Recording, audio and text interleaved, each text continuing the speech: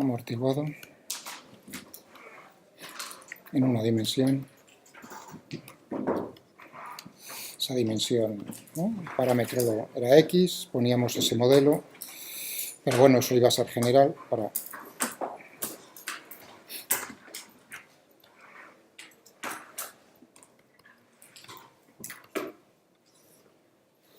Era esto, entonces necesitábamos resolverlo. Resolverlo es decir, integrar, ¿no? Eso significa que aquí, si queremos resolver esto, para el movimiento en particular, tiene que haber dos condiciones iniciales.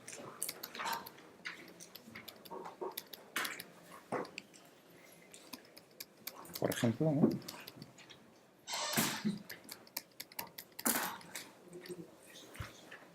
Tendríamos eso. Y esto, naturalmente, lo que nos ayuda a determinar son las dos constantes de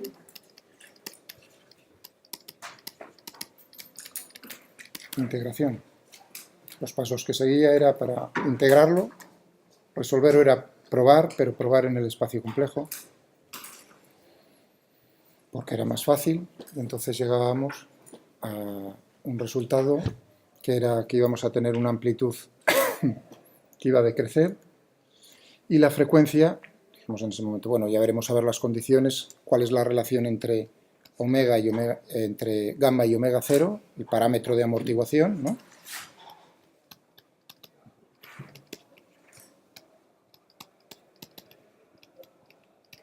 Y omega 0, que era la frecuencia natural angular.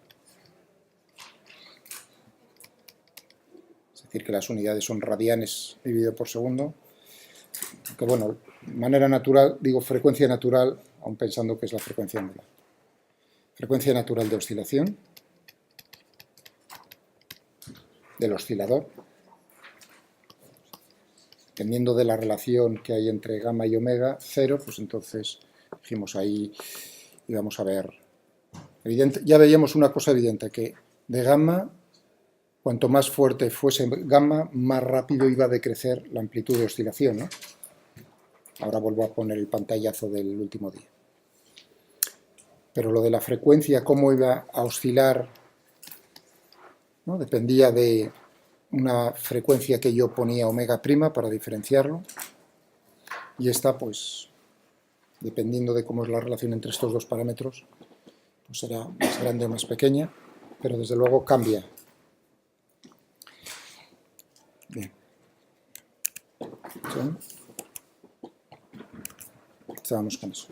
Y dije, bueno, lo resolvíamos, probábamos, y nos quedaba al final, pues en el espacio complejo A por elevado a menos gamma medios T,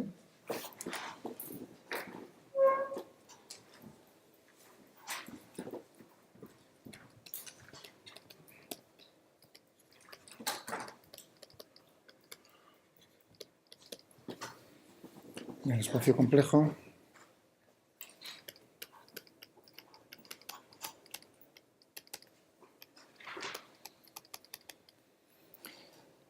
teníamos que z de t tenía que ser un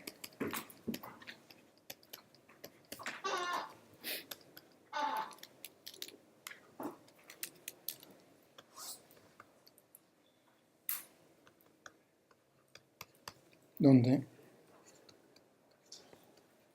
omega prima venía dado por la frecuencia siempre iba a ser, si uno ve esta expresión, siempre va a ser menor que omega 0, porque ahí lo que teníamos dentro de la raíz cuadrada era 1 menos gamma dividido por 2 omega 0 al cuadrado. ¿De acuerdo? Pues teníamos esto.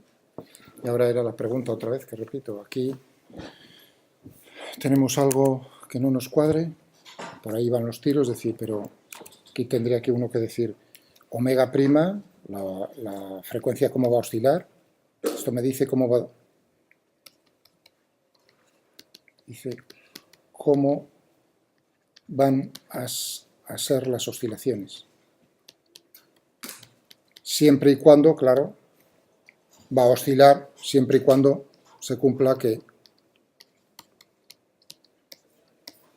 siempre y cuando se cumpla esto.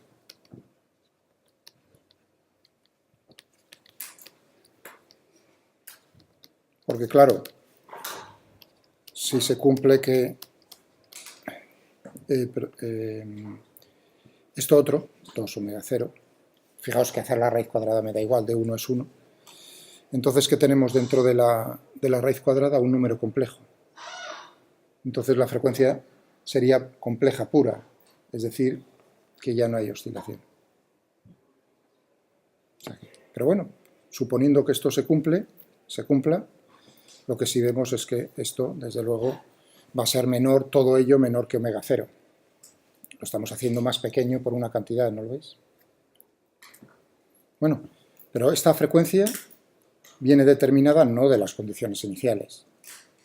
Viene dado por cómo está construido el oscilador, cómo es el factor de amortiguación y cómo es la frecuencia natural de oscilación cuando no hay amortiguación.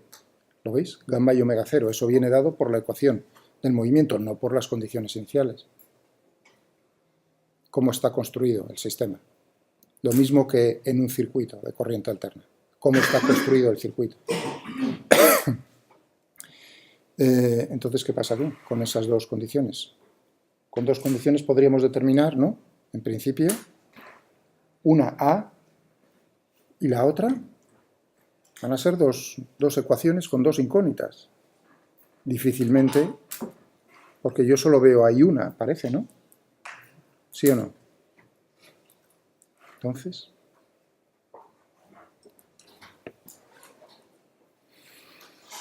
en ningún momento, cuando empezamos y dije vamos a probar como solución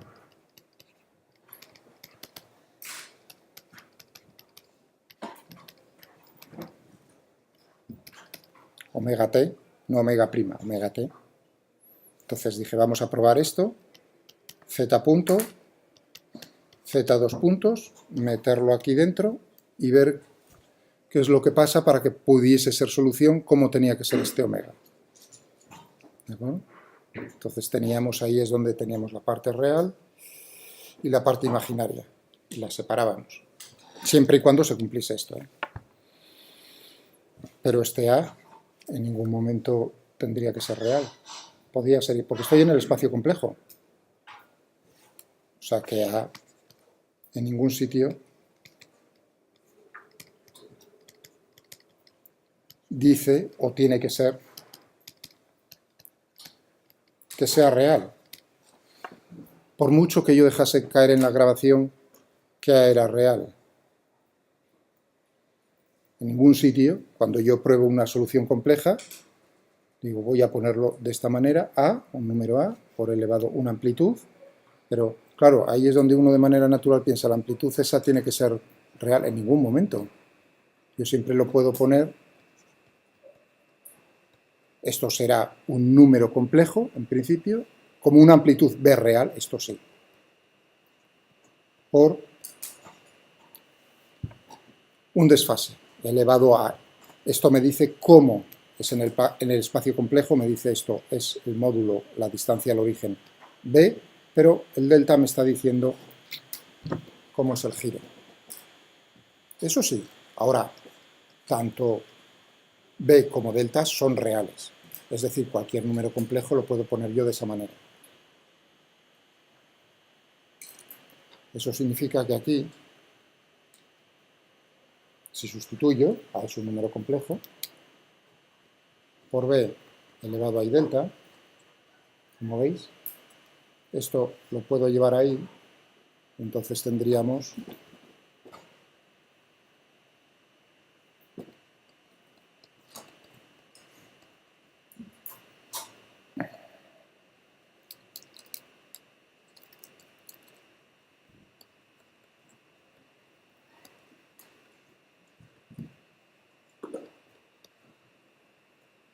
voy a ponerlo de esta manera. Todo esto lo puedo poner como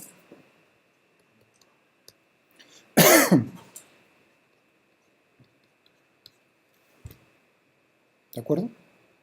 Es decir, que tendríamos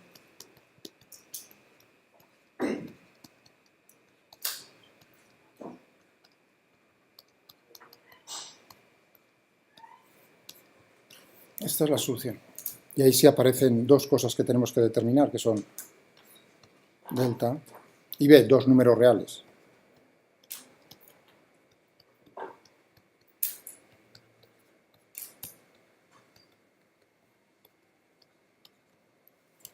Y delta. Y estos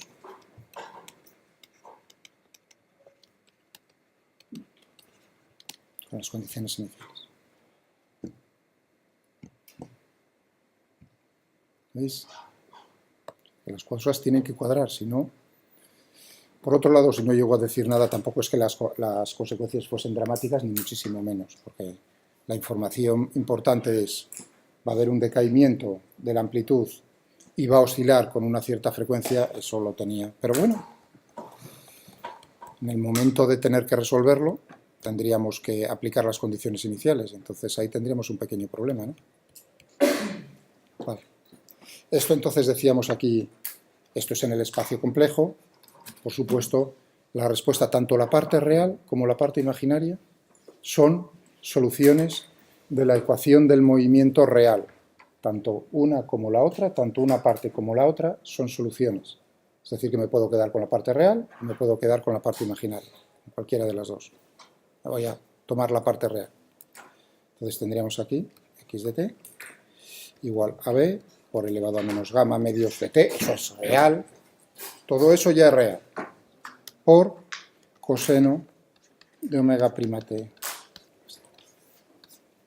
Esta es la solución. Pero ya os dije el día pasado, y eso es cierto, que normalmente uno se planta en física, en sistemas mecánicos, en oscilaciones, cuando tenemos ondas. Aquí es solo una oscilación, en e elevado a i solo tenemos la parte temporal. Si tuviésemos una perturbación que se trasladase en el espacio, tendríamos que sumar ahí otra parte debida al cómo es esa onda, si es una onda plana, si es una onda esférica. Como veis, esa es una parte también, bueno, como veis, o sea, como podéis intuir, os lo afirmo yo, esa es una afirmación que tendría que demostrar, como todo, es una parte fundamental de la mecánica, iba a decir, las ondas. Ondas mecánicas, bueno, claro, que son la base de las ondas electromagnéticas también. Lo que pasa es que, claro, la asignatura es una y el tiempo es, ¿me entendéis? Hay que cortar por algún lado. Siempre he pensado que ahí le falta algo fundamental en la formación que no tendría por qué ser en mecánica, podría ser en electromagnetismo, ¿me entendéis? O sea que, ahí no tendría por qué ser yo, podría ser en electromagnetismo, ondas electromagnéticas, y valdría lo mismo. Valdría lo mismo. Ahí tendríamos que ver cómo es la ecuación de ondas, que es como la ecuación del movimiento, y ya está. Tanto de un lado como de otro se puede atacar el problema. Pero yo creo que ahí, salvo que me corrijáis vosotros y me digáis que en alguna asignatura en especial pues se ve eso, sí me parece que, hombre, un poquitín algo. Bien, no sé. Dicho eso, nada más, así como comentario. Como hago muchos que no, a lo mejor son tontos. Bien, pues podríamos dibujar esto a mano y ver los casos posibles.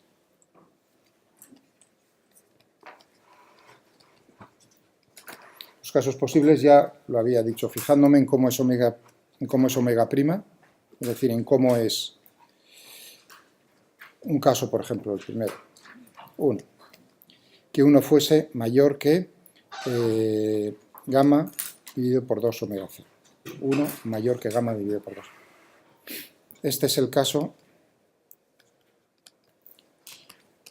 poco amortiguado. Caso poco amortiguado. La amortiguación, fijaos que es pequeña, lo suficientemente pequeña para que entonces omega prima sea real.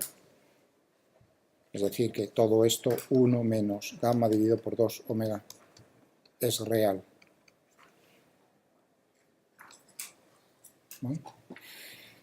Por cierto, hay un número aquí, veis, gamma dividido por 2 omega 0, dependiendo del libro, da igual, eso no tampoco es que sea muy fundamental, pero tanto gamma dividido por 2 por omega 0 como gamma dividido por 2 omega 0 es un número que es adimensional, ¿no? ¿Lo veis todos? Fijaos que cuando empecé en la ecuación del movimiento el otro día dije cómo eran las dimensiones de gamma, de omega 0, pero aquí uno lo tiene que ver desde el mismo momento que teníamos para omega prima esto tiene las mismas dimensiones que esto, todo esto tiene que ser adimensional, 1, etc. A esto se le puede llamar Q, por ejemplo, o mejor dicho la inversa, ahora que lo estoy pensando, es la inversa.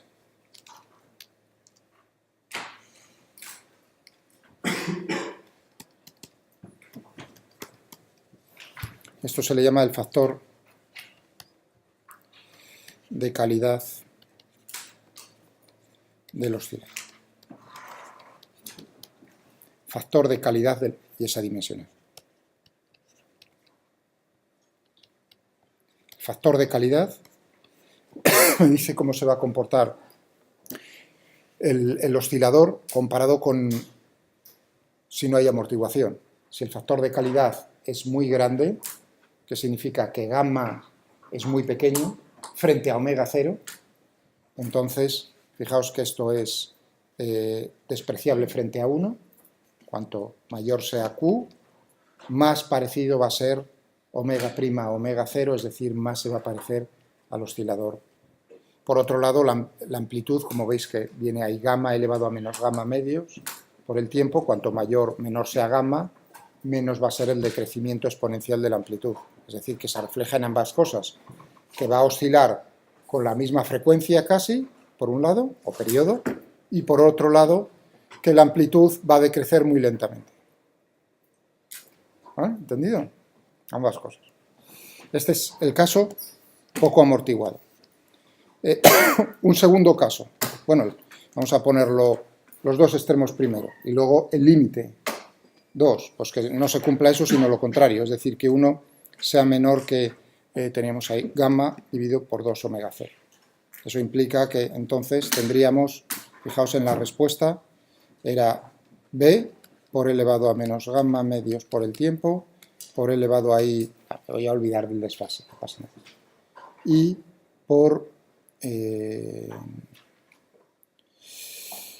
omega prima por el tiempo.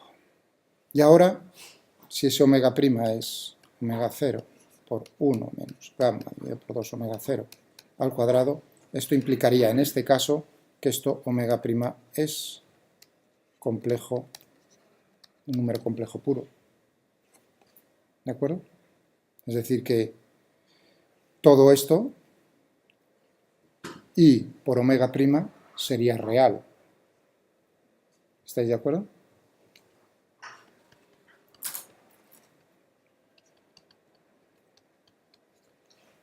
Eso significa que esta parte también daría cuenta de un decaimiento en la amplitud.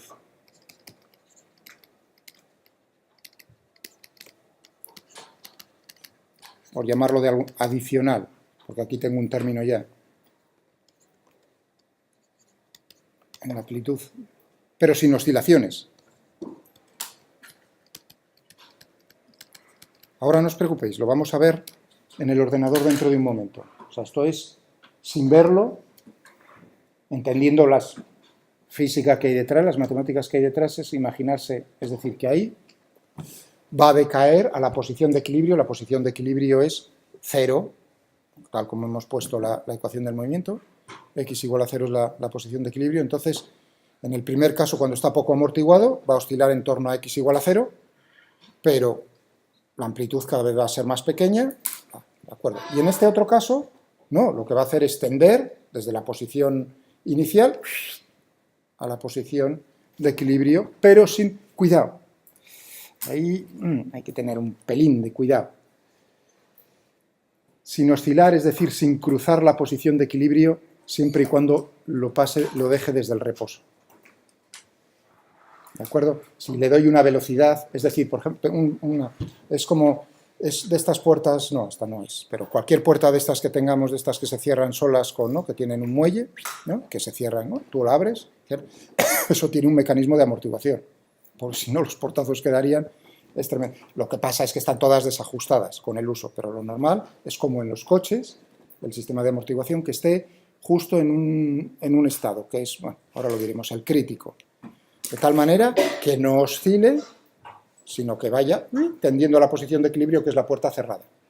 O en el coche, por eso es tan importante los sistemas, por eso es importante los sistemas, por ejemplo, en automóviles, tienes que, no solo que tenga suspensión, sino, naturalmente, si no tiene la amortiguación, tú pasas una perturbación, un bache, y estaría todo el rato el coche, bum, bum, bum.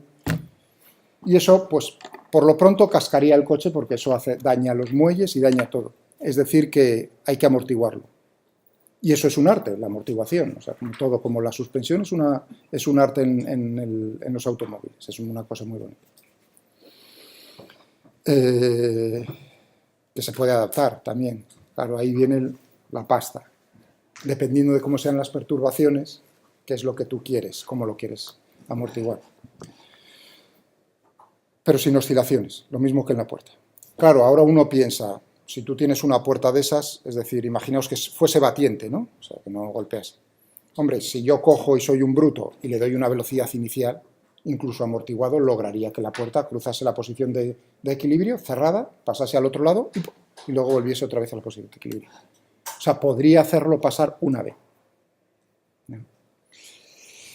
Esto es también muy bonito, si os gusta lo de los automóviles.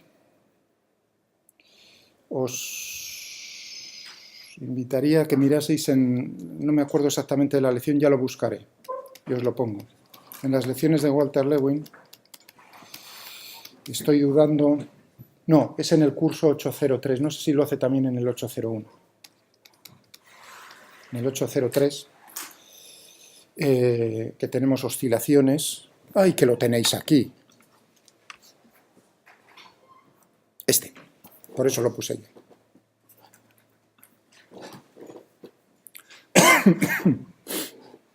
Vibraciones y ondas. A ver, dejadme ver un momento las lecciones y así os digo más o menos de memoria. Aquí, hombre, aquí precioso, este es precioso, este es precioso. El 2. O sea que podéis ver, digamos, lo que estamos tratando lo tenéis en el capítulo 5 y aparte en la lección 2, en el vídeo 2 de Walter Lewin. Vamos a ver, si me acuerdo de memoria, hace tiempo que no le he hecho un vistazo. Este es un sistema que resulta que es el sistema que se puede utilizar en los coches para la recarga de la batería. Es decir, nosotros tenemos un coche eléctrico, o un coche híbrido, una cosa de estas, ¿no? Entonces, una de las cosas que quieres, por supuesto, es aprovechar la energía en la frenada lo más posible. En un coche normal, ¿a dónde va a parar esa energía? En forma de calor, por rozamiento. ¡Pac! ¿No? Cierran ¿cómo se llama? Las pinzas, ¿no? Las pinzas del freno, ¡pac! Entran en contacto con el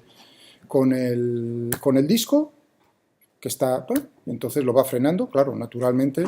Eso se va calentando, iba a decir, por eso también es peligroso en los sistemas de frenada. Amigo, los de las ruedas, ¿por qué los discos de las ruedas delanteras son más grandes que las traseras? Eso se puede saber con mi asignatura.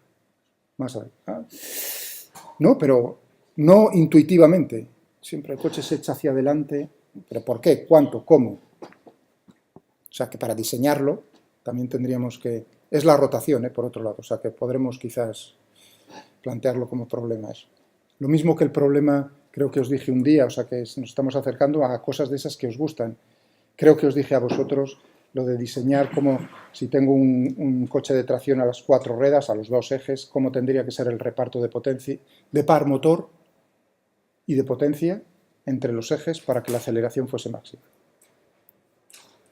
No es para un coche cuyo centro de gravedad se encuentra entre los 2 ejes en el punto medio, cosa que no es cierta, pero bueno, suponiendo eso, no es el 50%. Es más al eje trasero que al eje delantero. Y eso hay que saberlo por rotación. Ahí quizás a lo mejor no, prestamos un poco más. Eso es mi intención, dejaros caer. Ahora con esto de la amortiguación dije que me estaba acordando, digo, ¿qué les puede gustar? Porque las caras son las normales de toda esta matemática. Anda, ¿queréis diseñar? Entonces decir, no, que eso no vaya en forma de calor, pero naturalmente el coche se tiene que frenar. Es decir, que la rotación de las ruedas las tienes que, de alguna manera, ¿no? Y que, de alguna manera, que no sea por contacto, por rozamiento. Eso se hace, pues, con un campo magnético, ¿de acuerdo? Es decir, por inducción.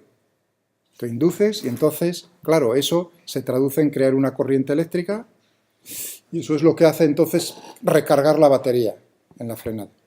Por eso una de las cosas buenas de los coches híbridos, yo no tengo, o sea, no tengo que venderlo, iba a decir, pero una de las cosas buenas en los que hay que, o sea, lo de los costes es, digamos, es muy difícil, realmente no es fácil decir, bueno, ¿qué te va a resultar mejor en un coche en otro? No solo es el consumo, lo que nos hacen ver, entrar por los ojos, ¿no? El de gasoil evidentemente tiene una ventaja, como todos hemos tenido de gasoil.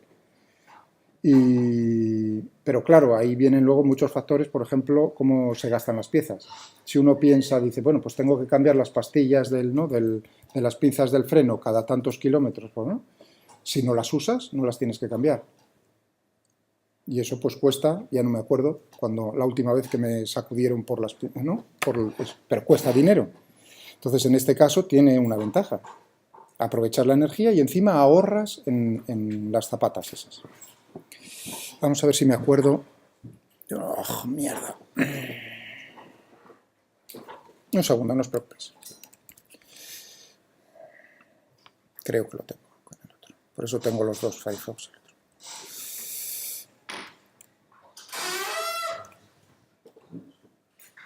Vale.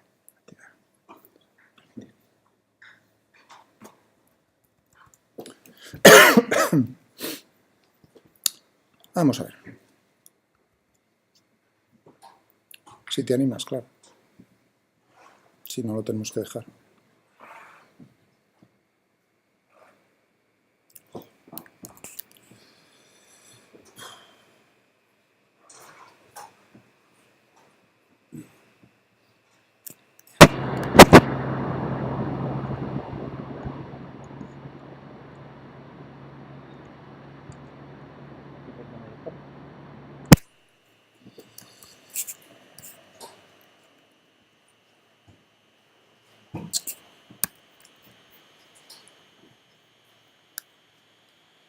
Está muy bien ese vídeo, por eso os lo quiero poner.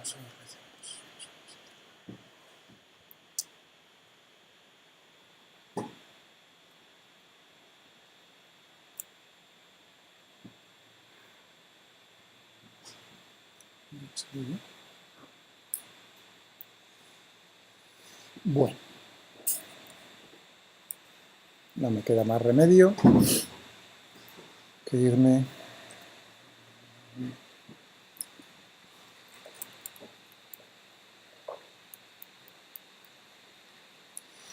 Que para eso lo tengo aquí grabado.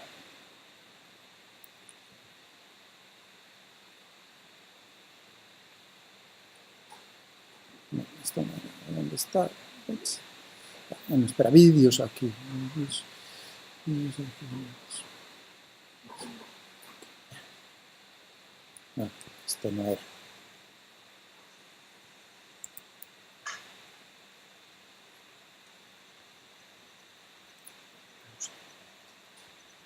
No los tengo en MP4, me parece. Of 256 Hz. And you type a decay time, tau, Qué suerte, justo ahí donde... which is 2 divided by 2 pi, is Bueno, omega. It is see that this hasta un amplitude profesor de is going to estos que die out. ganaría bastante dinero cometía errores. No los borraba, ¿eh? Frequencies are only off by about 3 point Vamos a ver, period. yo lo que quiero es But also have the bueno, height of the capacitor. qué curioso, ahí está, enseñando U electromagnetismo. dot 2 times this minus Pero yo quiero el otro. YDL A ver, omega 0 by the that's my ay, menos mal. of the metal. You've Vamos. in the beginning, but of course this one kills it. And again, your two adjustable parameters, A and B, follow from the initial conditions. Vamos a ver. So now I will show you the effect of damping in a case of a mechanical system. We have a torsional pendulum there, and the torsional pendulum has extremely high Q, very little damping. Q. ¿Has visto? El factor de Show it to calidad. you there, but before we show it there, just concentrate on this. Without any damping, it will oscillate, and the amplitude, which is the torsional pendulum, is one that has a spring like a clock. This will die out very, very slowly. Very high Q, very little damping. But we have here an electromagnet, and we can change the current through the electromagnet, and the copper plate that moves through the electromagnet will now develop eddy currents, because there's a change in the magnetic flux through that metal, causes eddy currents, and the eddy currents will oppose the motion of the metal. You've seen that with 802. When you throw a coin through a very strong magnetic field, the coin slows down enormously. Instead of going clunk, the coin can go down this slowly. It's a very nice demonstration in 802. So we can also, using the eddy currents, we can introduce artificial damping. And that's what you're going to see. Es un rollo entre su voz y la mía. Al final termina también en forma de calor. Va a ser una corriente que pasa por el metal, tiene una resistencia y por lo tanto... Pero si uno pensase que al final lo que tienes es una batería cargándolo, pues hombre, una parte por supuesto se va en forma de calor porque todo tiene resistencia. Pero bueno, otra parte sí la almacenarías. ¿De acuerdo? Si bien en lo que va a hacer él, así de memoria, que yo recuerde, es todo en forma de calor al final, pero en la resistencia del metal. 1, 2, 3, this should be it. Yeah. Oh, we have to change the position, but that's not a big deal. May have moved it during... Oh, we also need some light on it. I turned the light off, thank you. So let's first make sure that we... Yeah, there we see it. So, I will give it a large amplitude. The amplitude now is in terms of angle. No damping at all. And if you look closely at the turning point, you can say, yeah, it is decaying. Give it a little bit of time. But very slowly, yeah, you can see it decaying. Tenéis que ver las marcas, fijaros en You have to wait a long time to see the amplitude go down by a factor of E, because you have such a very high Q system. But now, I'm going to give it damping. It's still underdamped.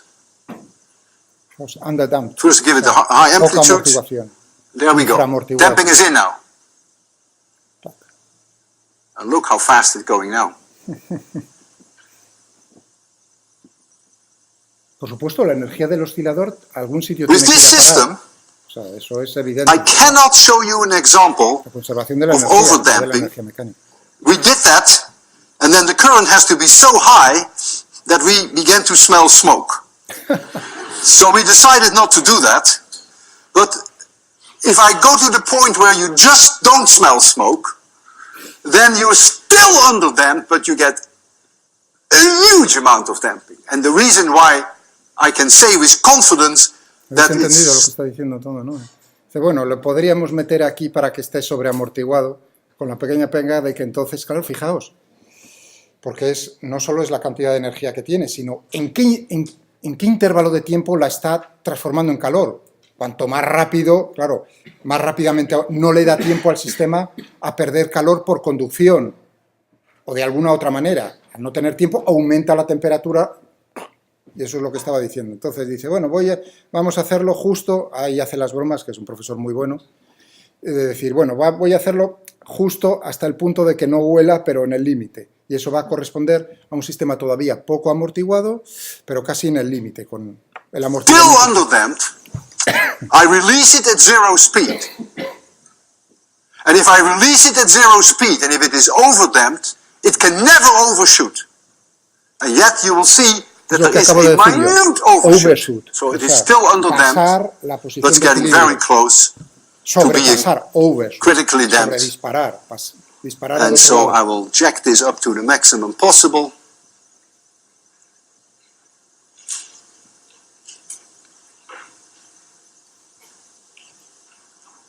I can go way beyond 15. Is that the smoking domain? It's okay. El técnico We don't go to the smoking domain, right? So I will first put in the damping and then I will offset it and let it go. Damping is in now. I will offset it and let it go. 3, 2, 1, 0. You see the overshoot?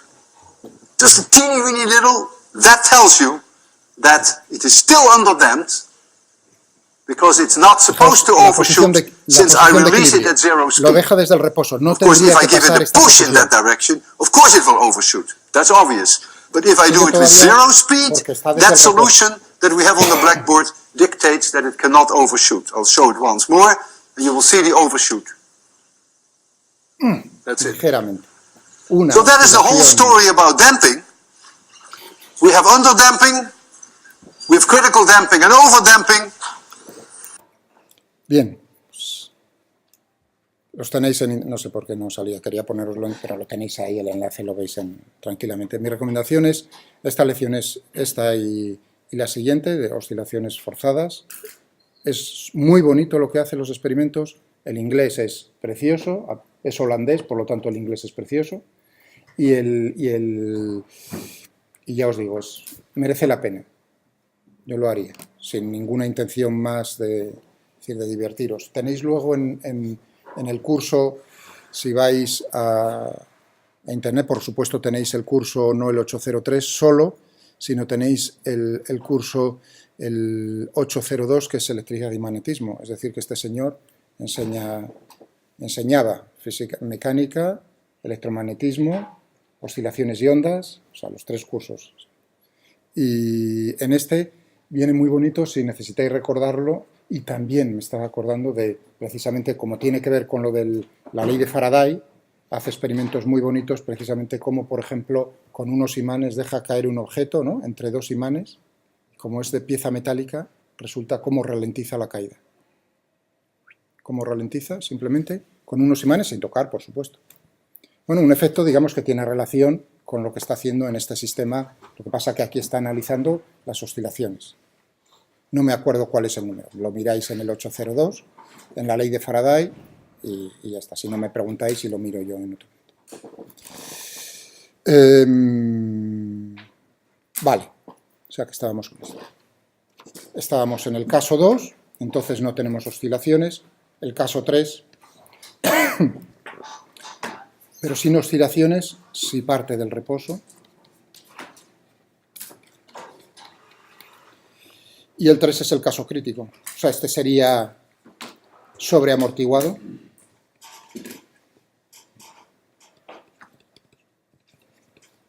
Sobreamortiguado. Y entonces tendríamos aquí el caso crítico. Aquí estoy pensando, ¿merece la pena que pierda más tiempo? Mirad un poco las matemáticas de eso. Lo que estoy diciendo es correcto, pero bueno, ahí hay lo mismo que en lo de las 2 condiciones iniciales. No creo que merezca la pena, simplemente con lo que he dicho es... Y luego dibujarlo y hacerlo con el ordenador, ¿vale? El caso crítico es naturalmente cuando 1 es igual a omega dividido por 2, gamma dividido por 2 omega 0. En este caso tenemos un pequeño problema, que es todo esto se hace 0. ¿De acuerdo? Y entonces, fijaos que el problema sería que entonces solo tendríamos una condición, una constante, con 2 condiciones iniciales. Claro, ese es un caso muy particular, simplemente deciros, lo podéis ver en el Taylor también, en el capítulo 5, lo dice también Walter Lewin ahí. Entonces, no solo es probar como solución, en este caso tan particular, este tipo de soluciones, sino que además una solución que es t por elevado a una exponencial de t. ¿De acuerdo? Es decir, que ambas hay que probarlas, algo en función de t. Ambas son soluciones, entonces es una combinación lineal de las dos. Y cuáles son las constantes, los parámetros que tiene que multiplicar a una solución o la otra solución, claro, esas como son 2, entonces se determinan con las condiciones iniciales. Simplemente eso. ¿Vale? El caso crítico, que es la amortiguación crítica, se le llama así, amortiguación crítica, Este es el sobreamortiguado, poco amortiguado, sobreamortiguado, amortiguación crítica. Entonces tenemos una cosa muy curiosa, que es que efectivamente si lo dejo pasar si lo dejo el oscilador desde el reposo, entonces va a tender a la posición de equilibrio, no va a sobrepasar la posición de equilibrio, pero va a tender a la posición de equilibrio más rápidamente que en el caso sobreamortiguado. Es decir, que el tiempo mínimo en un sistema oscilante que tenga amortiguación, si lo que queremos es, como en un coche, que pasemos con la carrocería, con las ruedas, por un bache, entonces ¡plaf!, ya lo hemos sacado de la posición de equilibrio, la altura de equilibrio de la carrocería. Y nuestro deseo es que cuanto antes vuelva otra vez a la posición de equilibrio sin oscilar. Entonces lo que tenemos que buscar en el sistema, en el sistema de amortiguación del coche es la amortiguación crítica. Eso es lo que se busca. Pero no solo en eso, sino en muchos, por ejemplo, en un velocímetro. Pensad en ahora, porque claro, ahora son digitales, pero incluso en digitales, es cierto lo que voy a afirmar yo ahora adelante, o sea, es un sistema eléctrico lo que te hace transformarlo a digital y que veas tus números, pero en el fondo es el mismo problema, lo que pasa que es más bonito verlo cuando tenemos los cuentakilómetros, no el cuentakilómetros, el velocímetro, pues analógico, ¿no? Con una flechita, ¿no? Imaginaos, yo voy a 80 kilómetros por hora, ¿de acuerdo? Y la aguja está apuntando a 80, vale, y piso a fondo el acelerador. Entonces, ¿yo qué quiero en ese momento? Quiero saber, con la mayor precisión posible, cuál es la velocidad a la que estoy yendo en cada instante.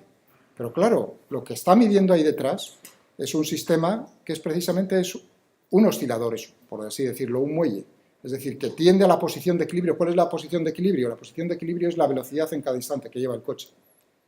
Tiene que tender a esa posición nueva, a la nueva velocidad. Pero claro, sin que oscile en torno a esa posición, porque si no estaríamos menudo mareo, ¿no? Paso a 120, oscilando en torno a 120.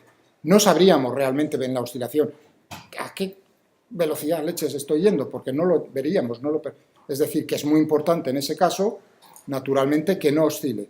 Pero claro, si tarda mucho en llegar a la posición nueva, 120 km por hora, pues tiene un riesgo que si tengo el radar, yo creo que voy a 110 y resulta que ya voy a 120. He sobrepasado un límite o a 103. ¿Entendéis?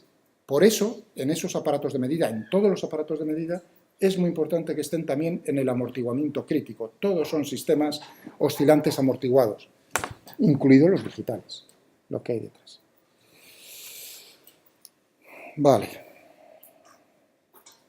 Ya veo que no tenéis mucho interés en eso. Sí. Cuando vas conduciendo, en el GPS siempre sale a menor velocidad que el 30. Yo diría que es justo espera a ver, te sale, vamos a ver, en el GPS te sale, sí, cierto, te sale menos velocidad que lo que te marca el coche. ¿Por qué crees que hacen eso? Porque tú dices, bueno, exactamente, es esa la pura razón. Es decir, por supuesto que es un sistema mecánico y tiene errores de medida. Entonces ellos tienen que estar seguros de que incluso estén en la zona segura, es decir, que lo que no les pasa es que el coche le marque 120 y vaya a 130. Simplemente por la razón de que te van a poner una multa y a lo mejor dices, pero si yo iba bien, ¿cómo es eso posible? Entonces ellos hacen lo contrario. Es decir, siempre que tenga que medir, si mide, de menos. Que mida de más, que la velocidad real sea menor. Eso es lo que... Pero el GPS no tiene eso. El GPS te está dando, suponiendo que la medida del GPS sea muy, muy precisa, de metro a metro, entonces te está dando la velocidad real. Ahí no hay engaño, ahí te está diciendo la velocidad real. Entonces, claro, estás comparando la velocidad real frente a la velocidad que te mide el coche. Y esa es la razón.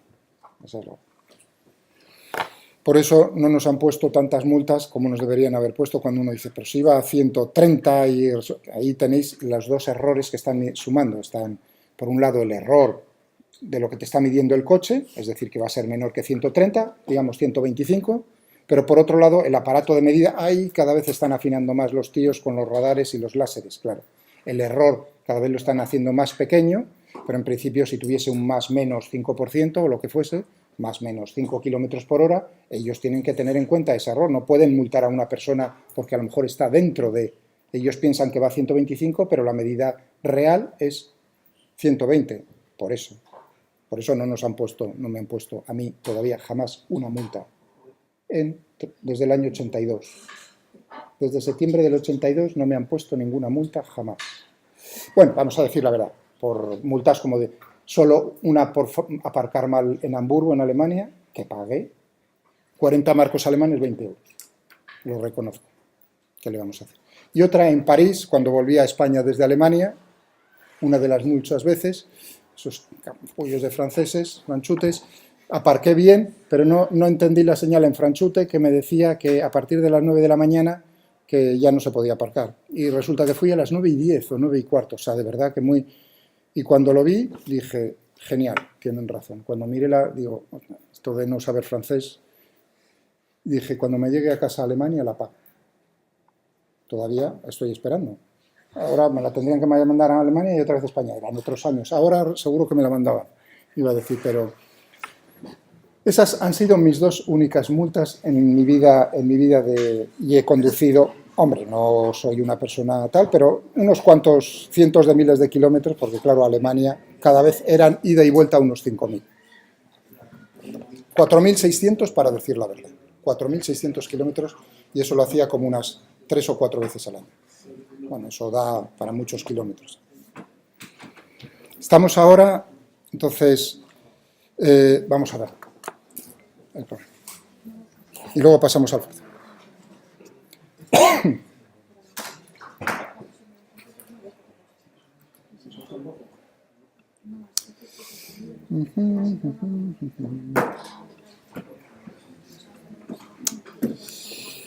Y además a la primera saqué el carnet, ¿eh? O sea que no puedo decir todo el mundo, voy a decir seguro en este aula. Vamos a ver, osciladores.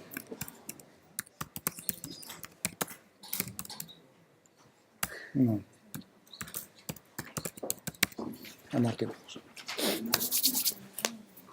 Lo resolvemos de las dos maneras. Por una vez vamos a ver lo exacto y primero numérico y luego vamos a ver qué es lo que hay detrás, a ver si se parece la solución exacta a lo que hemos hecho nosotros en mano.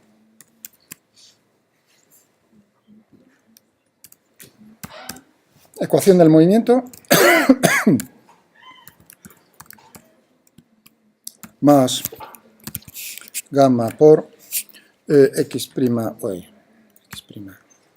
de t más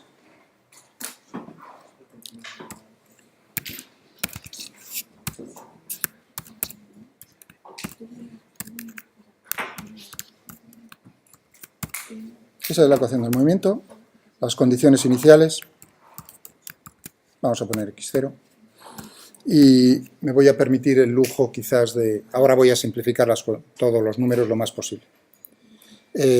Parte del reposo, entonces ya ahora me olvido de poner un v0, pongo puramente 0. Tendríamos esto, la solución de integrar en el tiempo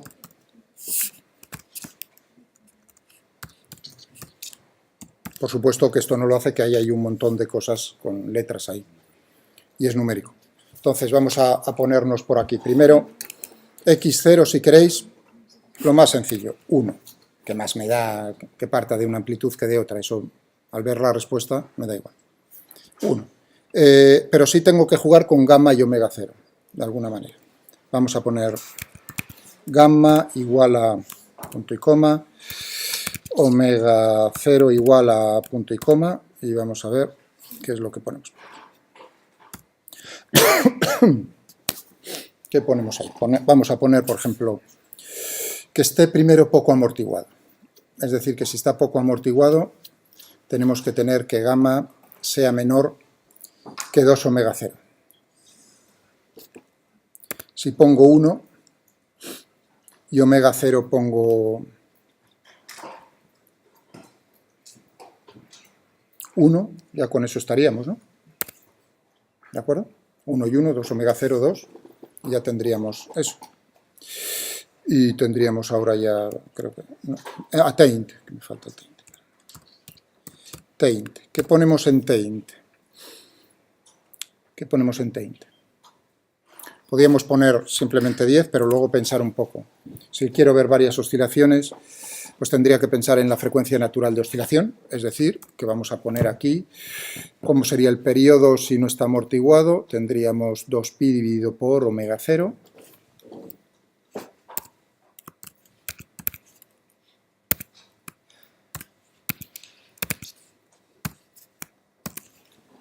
Vamos a ponerle un número de veces que no sea 2pi omega, porque si no solo sería una.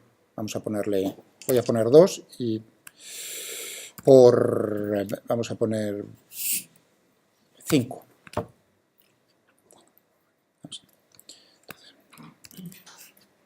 Vale, ya tenemos ahí la respuesta. Muy bien, vamos a dibujar. Primero voy a darle un nombre. XS. Y aquí tenemos pues, un plot de XS del tiempo desde 0, desde t, 0 a t int. Ahí vamos a... O sea, que se está yendo por... Ahora es forzarle que me dibuje lo más posible, claro. Plot range all. Vamos a ponerle aquí un poco más de vidilla. Con el filling bottom. No, bottom no. Axis. Axis. Ya tenemos ahí. Vamos a ponerle lo que es cada una de las cosas. Axis label. T, X, plaf. Ya lo tenemos. Bueno. Pero está bastante amortiguado.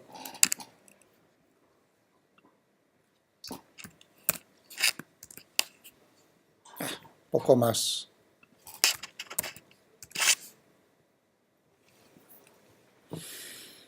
Voy a jugar ahora independientemente con uno y con otro, para no tener que estar clac, clac, clac, ¿no?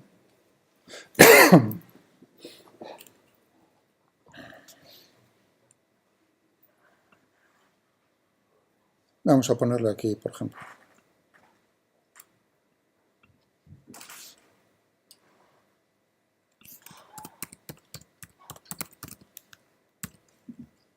Manipulate. Vamos a quitarnos todas estas. Voy a dejar el tiempo de integración. ¿Qué voy a manipular? Todo este trasto. Es decir, que tengo... A ver si os dais cuenta. ¿Qué quiero manipular? Gamma y omega 0. Es decir, darle valores con el ratón, ¿no?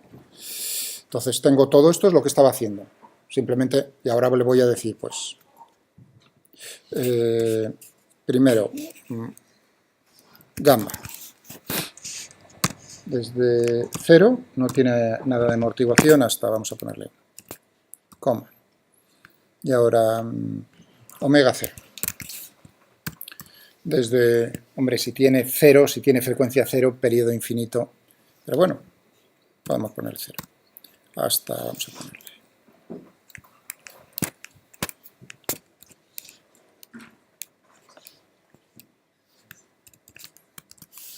Qué asco. Un segundín, a ver aquí, ¿qué tenemos aquí? XS. Segundo, endpoints. Vamos a ver qué es lo que teníamos aquí. Omega 0, taint 5. Gamma. A ver. Que es una tontería seguro. Ah.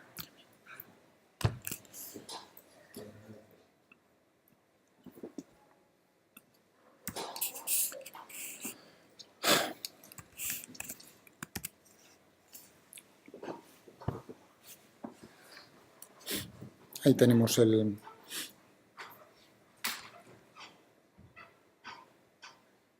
Claro, con esto no cambia nada más que la... Voy a cambiarlo y voy a poner un tiempo de integración que sea no dependiente de omega 0, sino que sea fuera esto. Vamos a ponerlo por aquí. Tiempo de integración que sea, por ejemplo.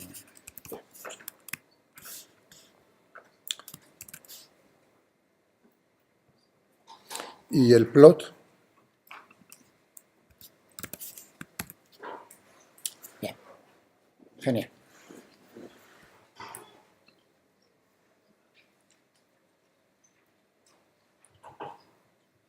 Ahora ya no cambia la escala, he forzado a que la escala sea 1 y así vemos cómo cambia porque el otro parece que no estaba cambiando, pero sí, veíais la escala del eje de temporal, pero como le forzaba a que hubiese 5 oscilaciones, pues entonces tenía que hacerlo.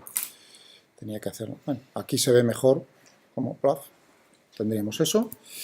Y ahora, esto es prácticamente, está 0,0001 el 0.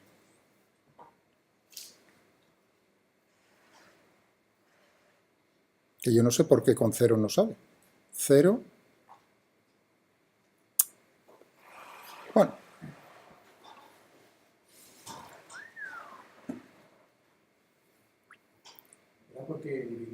Sí, en algún sitio dividía por 0, sí. En algún sitio dividía por 0. Estoy preguntando dónde... Bueno, ahí tenemos... Pero no tenemos sobreamortiguación. ¿Por qué? Porque el valor máximo... vamos a que haya sobreamortiguación. Estoy cambiando la relación entre... Aquí está sobreamortiguado.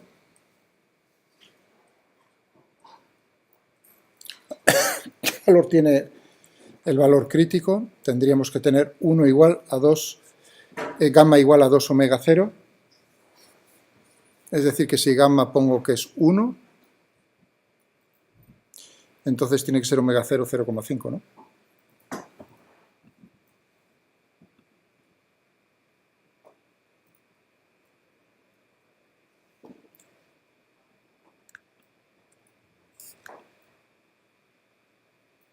Si aprieta uno una tecla especial puede pasar más lentamente los números.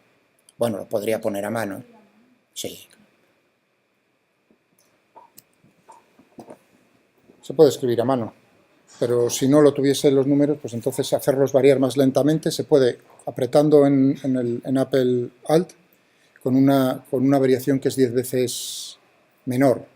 Si aprieto, si no me equivoco, Alt y mayúsculas, 100 veces menor. Es decir, que puedo hacer cambiar muy finamente el sistema alrededor de, si quiero analizarlo con el ordenador.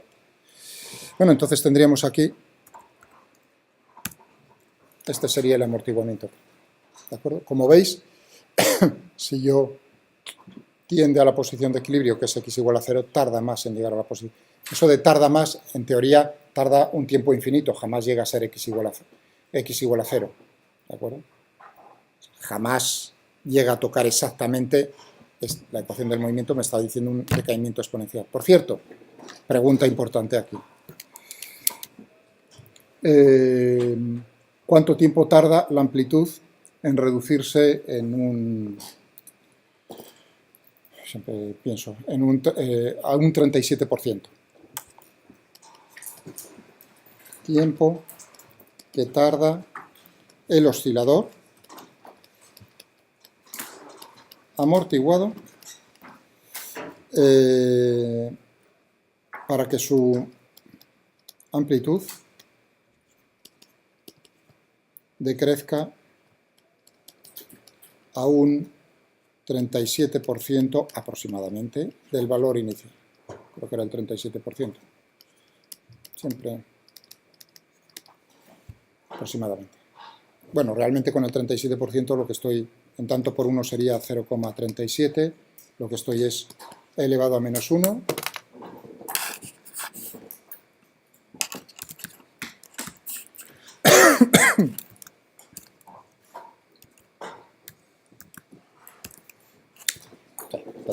con 36,7. ¿De acuerdo?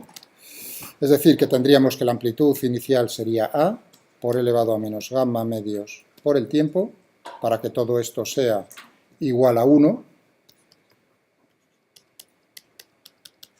Implica que t es igual a 2 dividido por A. Este tiempo, en vez de poner t, voy a llamarlo tau. Siempre se ponen estos, cuando hay decrecimientos exponenciales, cosas de estas en sistemas, en física o en mecánica, pues se le utiliza constante de tiempo.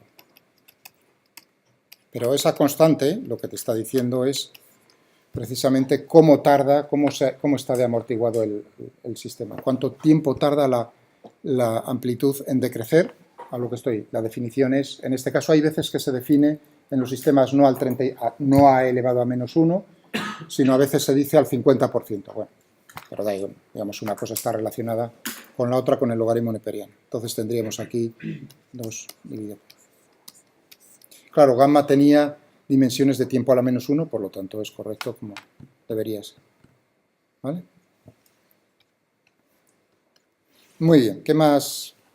¿Qué más? Por ejemplo, tened en cuenta una cosa, que en gamma, si es un bloque unido a un muelle, que era lo que había puesto yo el otro día, entonces teníamos que la fuerza viscosa era proporcional a la velocidad y me decían que era B por V, gamma era B dividido por M. Eso significa, de acuerdo, que para dos cuerpos que tienen la misma forma, el que tenga mayor masa, su amortiguación es menor. Lógico, yo tengo dos péndulos exactamente lo mismo, las dos esferas, ¿no?, unidas a un hilo y son del mismo tamaño, el mismo diámetro, el mismo radio, todo igual, lo único que una, pues por ejemplo, está hueca y la otra está llena de arena, de estas bolas de petanca.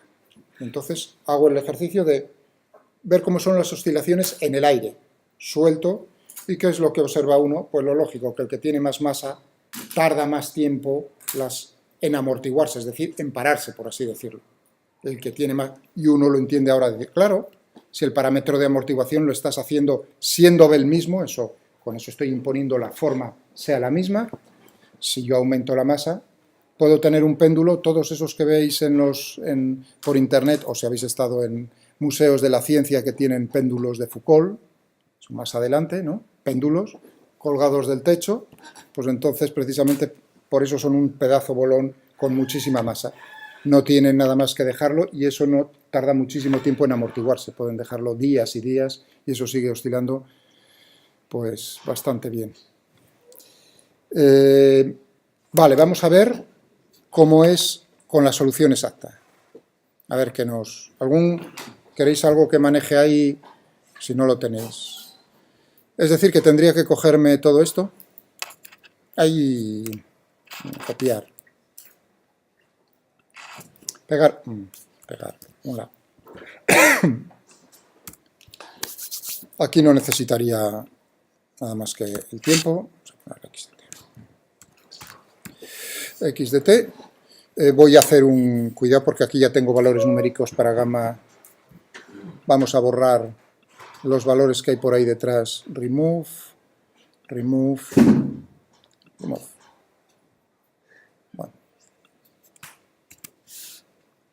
Ahí tengo la solución. Vamos a intentar simplificarla un poco. A ver qué hace el cacharro.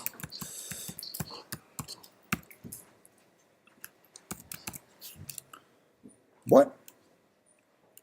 Algo ha hecho. Lo que pasa es que me lo pone no como a mí me gustaría con cosenos y con senos, sino con cosenos hiperbólicos. Pero bueno, en el fondo es lo mismo.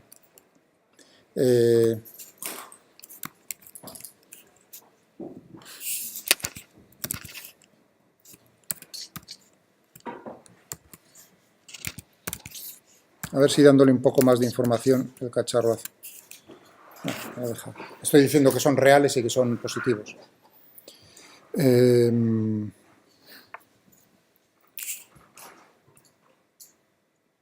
Si le digo que gamma es...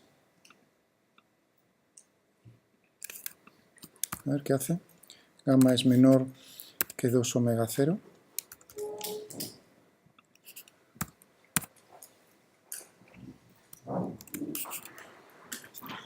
Poco lo hace demasiado. Pero bueno, ya sí, ha cambiado. Ya ahora tenemos tenemos el coseno y el seno. Por ahí.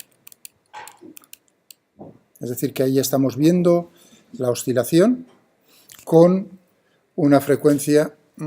Aquí tenemos el decaimiento exponencial en la amplitud, elevado a menos gamma medios por el tiempo, y luego tenemos ahí una combinación de un seno y un coseno, es decir, que por ahí detrás hay un desfase.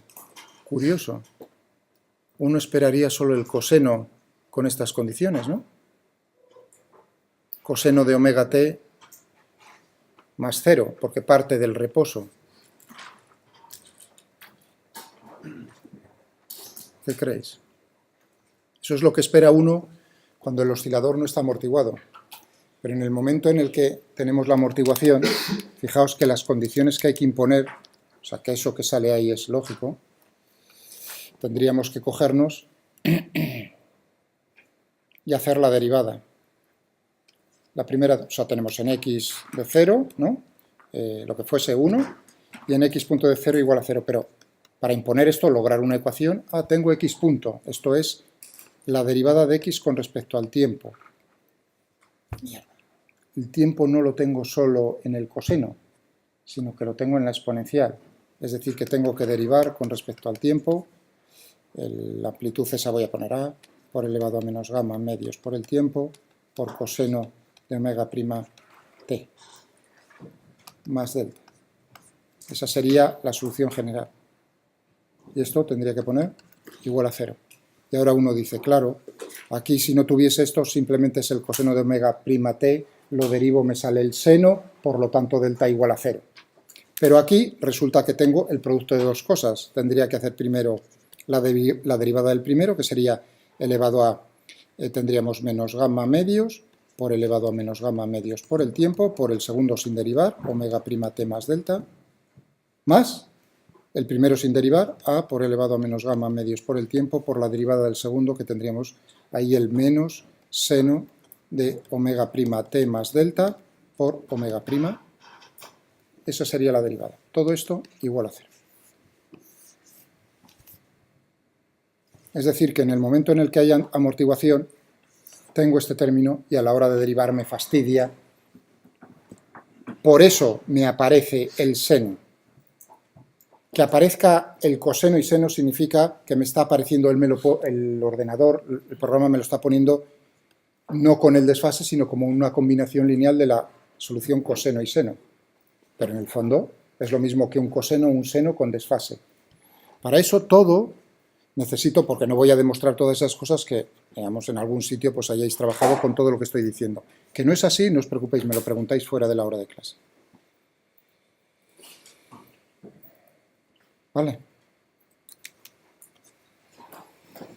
Es que estamos ya en segundo, vamos, salvo que yo me equivoque. Entonces la razón es esa. Bueno, tanto en una como en otra, por supuesto me está apareciendo cómo es la frecuencia. Tendríamos ahí todo este trasto. Fijaos, la frecuencia. Ahí me lo pone como el 2 lo meto dentro. Me queda 4 omega 0 cuadrado menos gamma medios al cuadrado todo ello. Puedo sacar el omega 0 de la raíz cuadrada y me quedaría entonces coseno de omega 0 por raíz cuadrada de 1 menos gamma dividido por 2 omega 0 al cuadrado. Anda, si resulta que es lo que llegué yo a mano. Esa es la frecuencia. Es decir, que lo que hice estaba bien. Me lo está dando ahora el ordenador. ¿Lo veis? Vale. Si yo intentase cambiar esto un poco y poner ahora el crítico, este sería poco amortiguado. Ahí veo las oscilaciones. El amortiguamiento crítico sería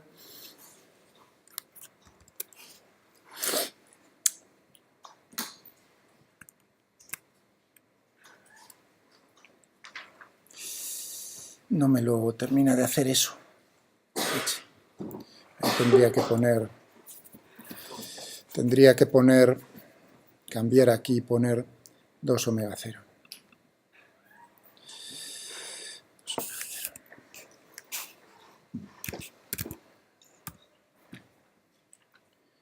Quitarme todo esto.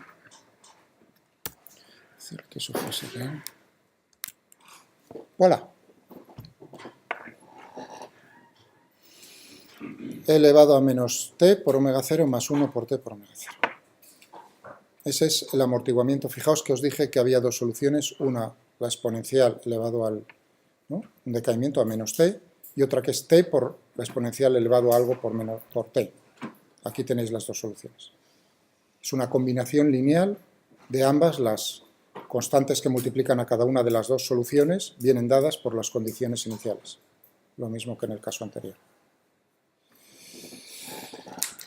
Taylor, capítulos si queréis, lo miráis ahí con más detalle. ¿Cuál era el otro caso? Pues teníamos, que tengo que intercambiar aquí.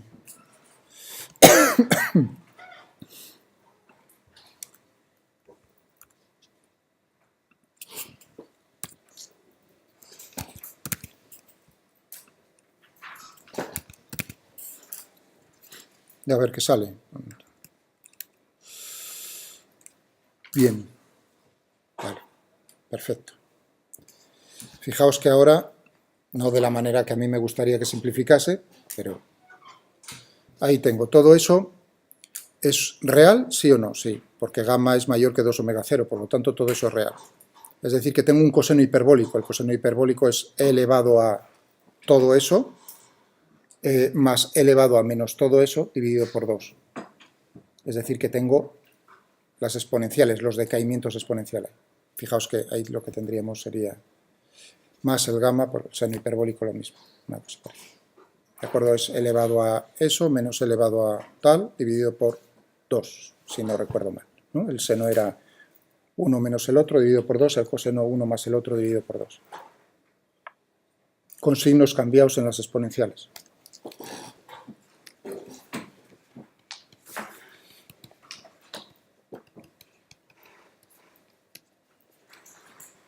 El seno hiperbólico de x elevado a x menos elevado a menos x dividido por 2.